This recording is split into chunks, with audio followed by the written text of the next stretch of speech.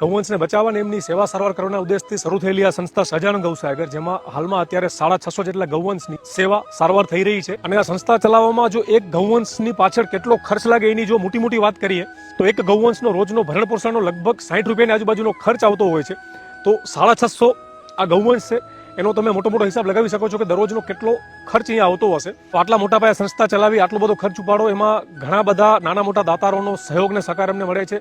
ચારા માટે યોગદાન આપે છે ઘણા બધા દાતારો, સેવા સારવાર ટ્રીટમેન્ટ માટે અમને યોગદાન આપે છે, જેના લીધે અમે આટલા બધા ગૌવંશની અહીંયા સેવા કરી શકીએ છીએ. ખાસ પણ જણાવું તો હાલમાં અત્યારે એક ગ્રુપ કેનિયા મેરુ ગામથી અમારી સાથે જોડાયું છે, જે ગ્રુપના યુવાનો મળી અને ગયા મહિને પણ ગૌવંશની સેવા માટે અને ચારા માટે એમનું યોગદાન આપ્યું હતું. અને આજે ફરી મેરુ ગામના વડીલ એવા Rameshbhai Hirani, silver spread hardware limited અને મેરુ ગામના યુવાન મિત્રો ભેગા થઈને ગૌ માતાની સેવા માટે ₹50,000નું યોગદાન મોકલાવ્યું છે. આ જે ગ્રુપ છે એ મેરુ ગામમાં પણ ગૌ સેવા માટે એક્ટિવલી કામ કરે છે અને સાથે પોતાનું જે ભારત દેશ છે, પોતાની ભારત ભૂમિ છે, ત્યાં પણ ગૌ સેવા માટે એમનું યોગદાન મોકલાવે છે. ખૂબ આભાર તમારો. અને આ પ્રકારે બીજા અન્ય પણ નાના મોટા ગ્રુપ અને સેવાભાવી લોકો અમારી સાથે જોડાયા છે, તો એ બધાનો ખૂબ આભાર.